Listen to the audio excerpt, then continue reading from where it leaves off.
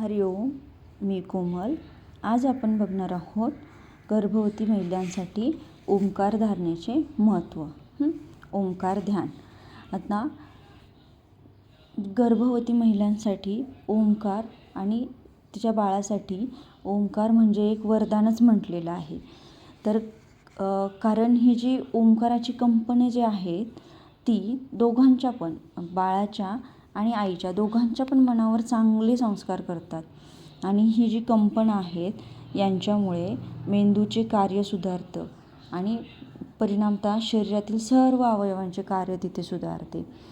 शरीरातील एखाद्या अवयवाचे कार्य बिघडले असेल तर ते सुद्धा सुधारायला मदत होते आणि जी बाळाची शरीरात वाढ होत असते ती पण योग्य आणि प्रमाणबद्ध व्हायला त्याची मदत होते. आता ओंकार म्हणजे काय बरं? अ, ओ, म असे 3 अक्षरही आहेत. मग काय आहे ओंकार? आपण ते बघूयात. त्यानंतर आपण बघणार आहोत ओंकार कसा म्हणायचा. तर अकार म्हणजे म्हणजे ब्रह्माचे रूप, उकार म्हणजे विष्णूचे रूप आणि मकार म्हणजे महेशाचे रूप.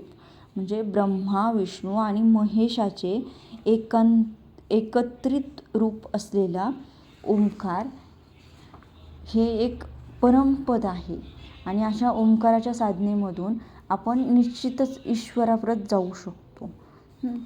आता हे ओंकार आहे हा कसा म्हणायचा, ह्याचा अभ्यास कसा करायचा.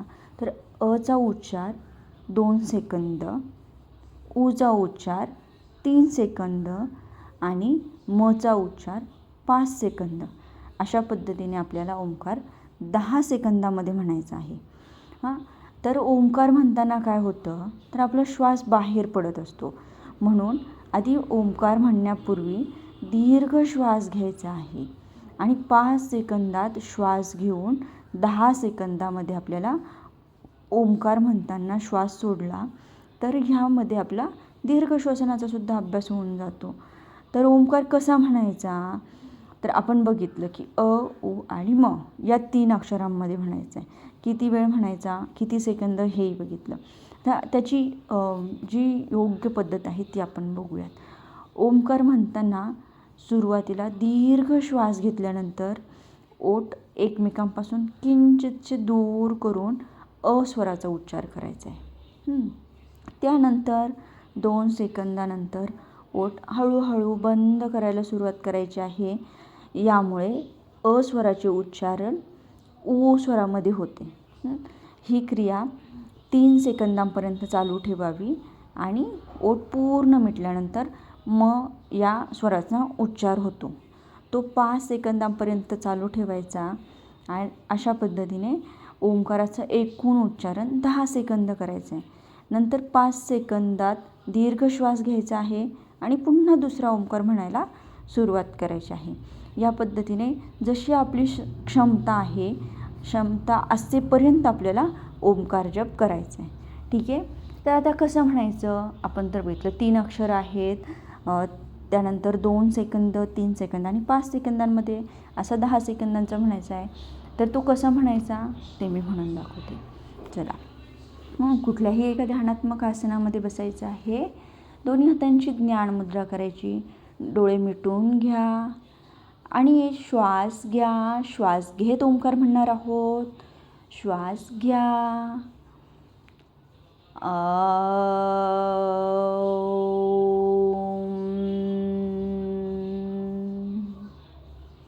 पुन्हा श्वास घ्या.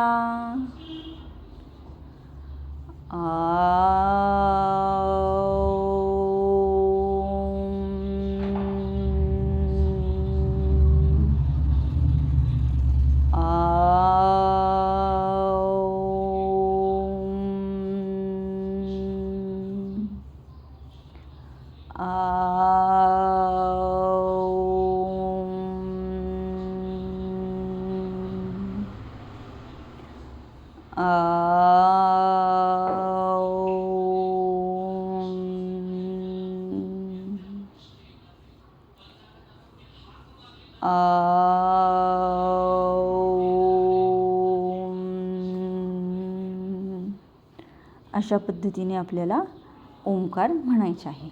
प्रत्येक एक ओंकारानंतर एक दीर्घ श्वास घ्यायचा आहे आणि श्वास सोडत ओंकार म्हणायला सुरुवात करायची आहे.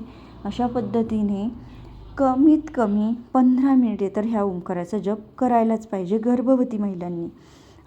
ह्याचा ओंकाराचा फायदा तर सगळ्यांसाठीच आहे, पण गर्भवती महिलांनी 15 मिनिटे ओंकाराचे ध्यान केले तर त्याचा परिणाम आईवर आणि बाळावर दोघांवरही त्याचा चांगला परिणाम आपल्याला दिसून येतो.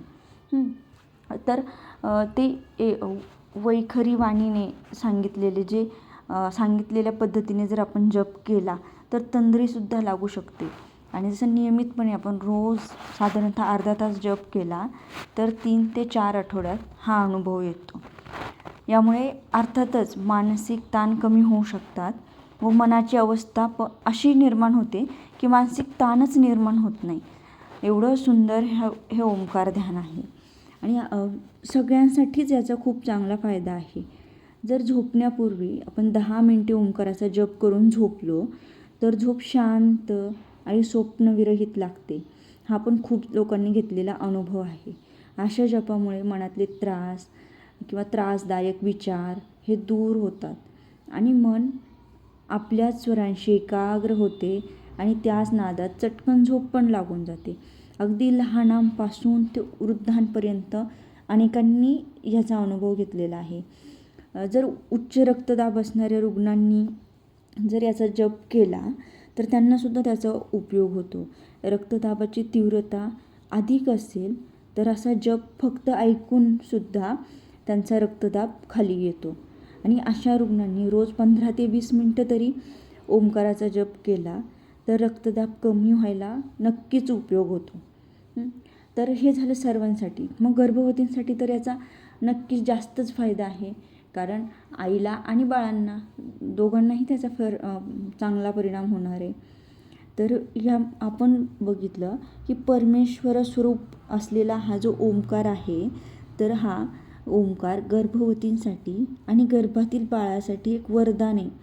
कारण ही ओंकाराची जी कंपनं आहेत ती दोघांच्या पण शरीरावर आणि मनावर चांगले संस्कार करतात आणि या कंपनामुळे मेंदूचे कार्य सुधारते आणि परिणामतः शरीरातील सर्व अवयवांचे कार्य सुधारते.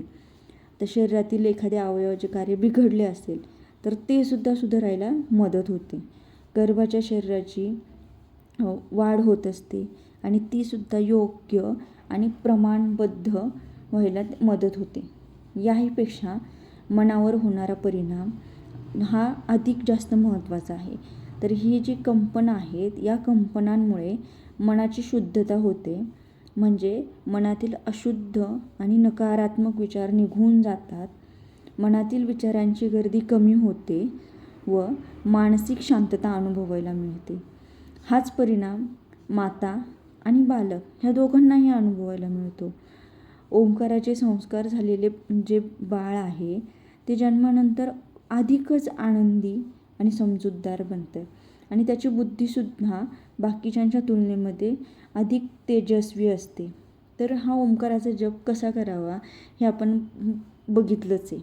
तर तसंच रोज 15 मिनिटे जप डोळे मिटून बसून करायचा ओंकाराचा आणि नंतर मिटलेल्या डोळ्यांसमोर ओंकाराचे चित्र साकार करण्याचा प्रयत्न करायचा. असे 15 मिनिटे अशा पद्धतीने रोज 30 मिनिटांपर्यंत ओंकाराचे ध्यान हे गर्भवती महिलेने केलेच पाहिजे. कारण त्यांच्यासाठी आपण बघितलं की ह्या ओंकाराचा खूप जास्त फायदा आहे. म्हणजे बाळ आहे आणि त्याच्यावर सुद्धा ह्याचा खूप चांगला परिणाम होतो. ओके, चला धन्यवाद. व्हिडिओ आवडला असेल तर लाईक, शेअर आणि सबस्क्राईब करा आणि भेटूया अशाच अजून माहितीसोबत. तोपर्यंत फॉलो करा. हरिओम.